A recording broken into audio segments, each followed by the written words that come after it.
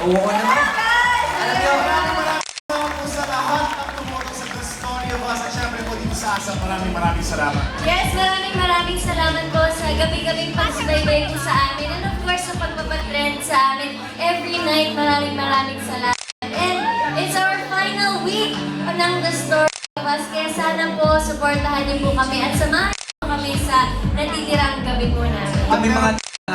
kami mga taga-Team CA talaga natutuwa kasi nakita namin yung versatility nyo as actor. Siyempre, natin at makoy.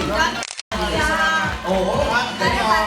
Marami pa mangyayari sa story. So tutok lang, marami pa pong na story sa last week po namin. At syempre, magkita-kits po tayo mamaya sa Chicago.